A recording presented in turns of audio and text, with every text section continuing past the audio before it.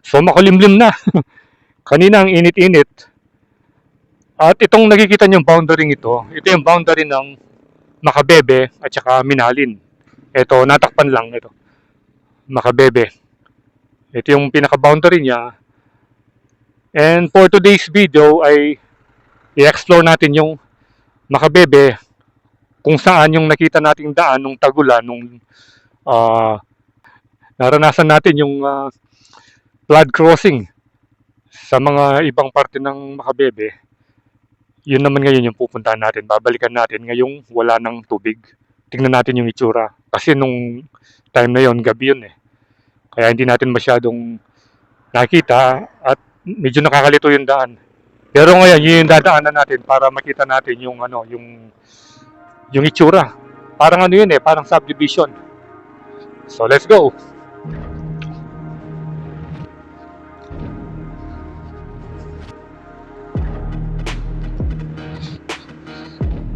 Bali kasi yung usual na daan pag lumalabas tayo doon sa Apalit, Macabebe, Masantol Road, dito tayo dumadaan sa may barangay Telaksan.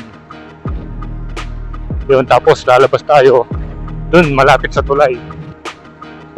Pero yung dinaanan natin dito, yung sinasabi ko sa inyo, yung gabi yun eh. Tapos nakakatakot.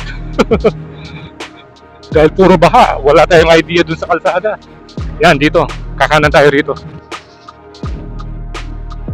Ano pala ito eh?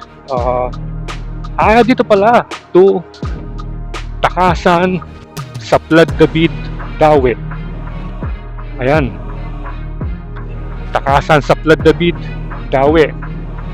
Dito pala yung Saplad David. Okay. First time tayong pupunta rito nakamotor. Kasi nga, sabi ko sa inyo, nung dumaan tayo rito, naka 4 wheels tayo. Dito pala yung Saplad David.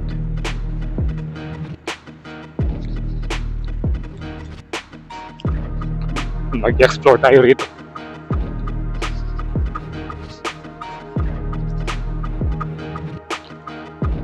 Yun no. Yun, ganito pala yung itsura dito.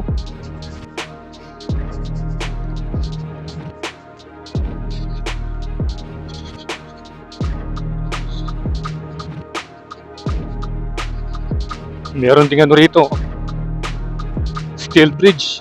Ayun.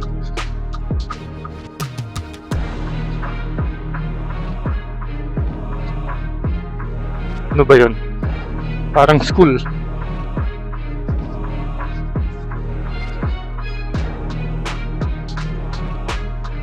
Bagong gawa yung mga ano nila, yung mga, ewan ko nang tawag dito, yung mga parang gutter na, parang trail guard, parang gano'n.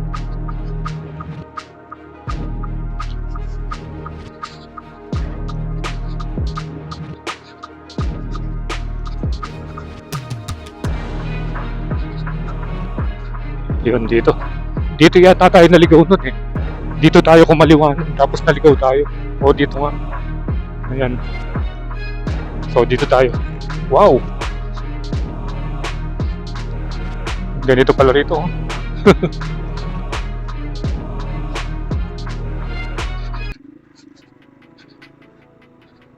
Viva San Jose.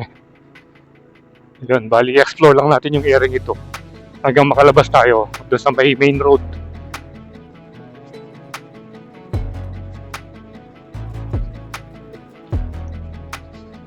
Medyo makulimlim na.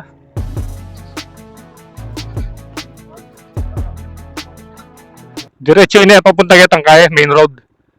Kitang main road, palwal kang Macabebe. Diretso. Na? Ating Pandanom? Balaksala na? Ating Pandanom? Kung meron kang kasama, pwede. Ali, lamang kaya mong gagawin Danom. Pero matalusad. Uwan eh. Nakalala lang ako, masubukan ko. Wow, sige.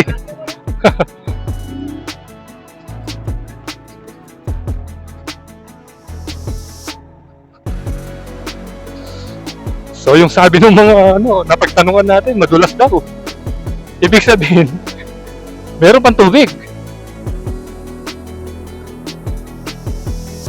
Akala ko ngayong mainit na yung panahon, wala na. Meron pa pala.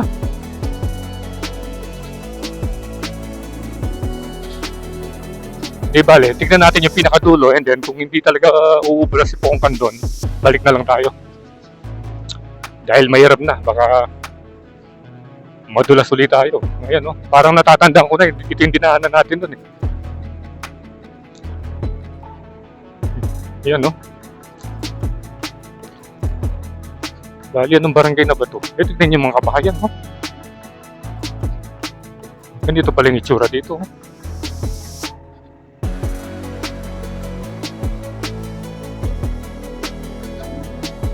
Oo. Ayan. Hindi pa naman natin natanong kung anong barangay nito. Dito yung kalsada. Ito. Kaduang Tete, Macabebe, Masantol.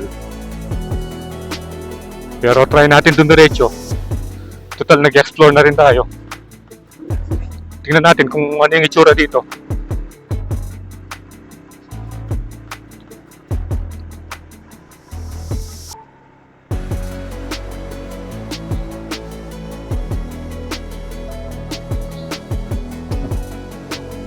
Ayun, no?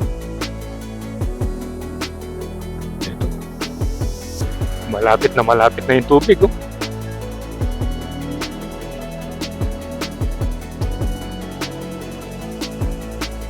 Tignan yung bahay doon, no?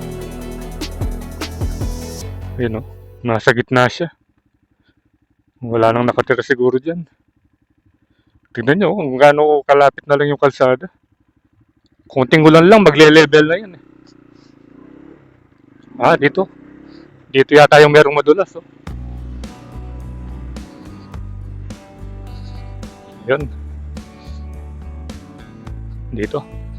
Parang madulas dito, oh. Ito yung sinasabi nilang madulas. Pero hindi na tayo didiretso rito. Delikado na dyan.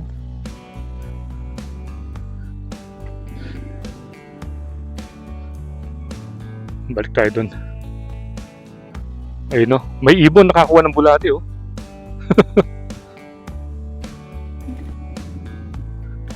Imagine mo kung doon ka nakatira, oh. Kailangan pa magbangka para makapunta dito sa kalsada. So tara, diretso pa tayo. Kakaliwa tayo, ay kakanan tayo doon. Yung may signboard na Macabebe and Minalin.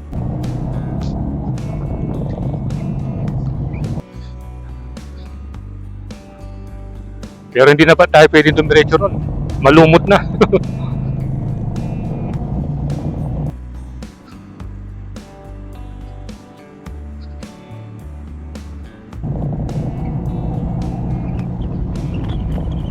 Tanong natin kung anong barangay dito. Kay Kuya.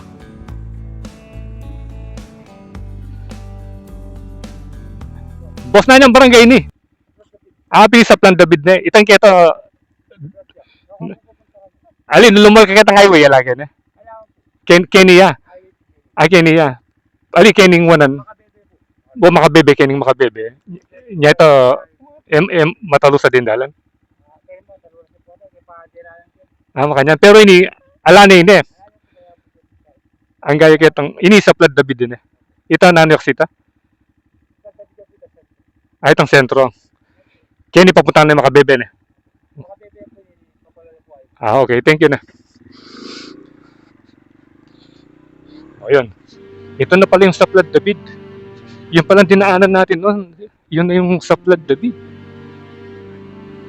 Ayan, oh. Tignan niyo yung mga kabahayan.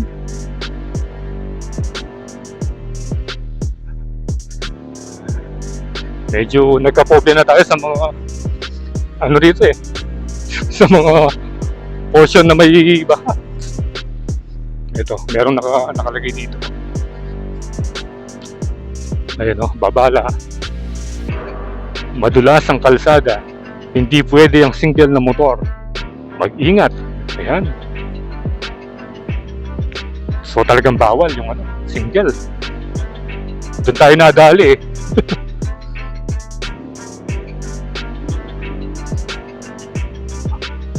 Ayan. Hindi pwede ang single na motor. So hanggang dito. Ayan. Madulas.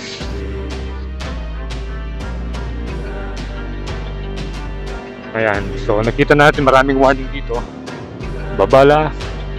Madulas ang daan. Delikado sa single mo. Bahala ka. Ayan. So hindi naman tayo didiretso. Yung tricycle pwede dyan. Pero yung single hindi. Ayan. So kunan natin ng aerial view para makita natin itong barangay Saplad David.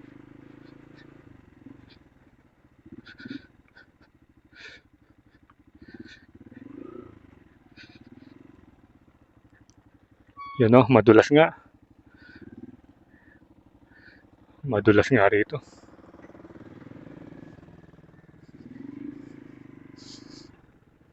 Teka, hanap tayo ng magandang ano.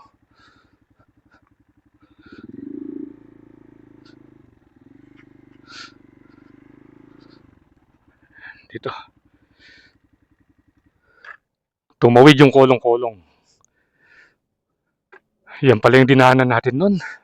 So hanggang ngayon pala baha. Matindi talaga rito. All year round pala. Kahit na summer, meron pa rin tubig. Yan yung dinaanan natin dati. At tignan niyo yung ano rito. Yung mga plies daan. No? Malapit na. Oh. Magle-level na yan. Ganda po munang ano rin. No? Ganda ng bahay doon. Kulay red. Red-white. So tara, kunan muna natin ang aerial view.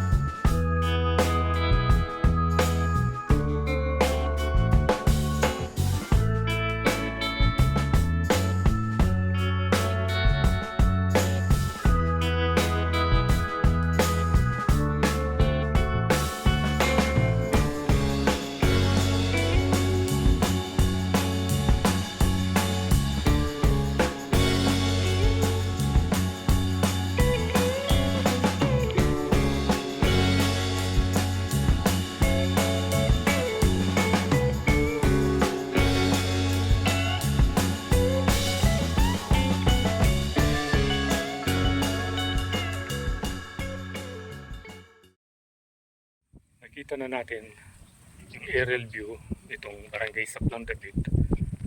At napakatindi pala yung baha na dinaranas nila rito.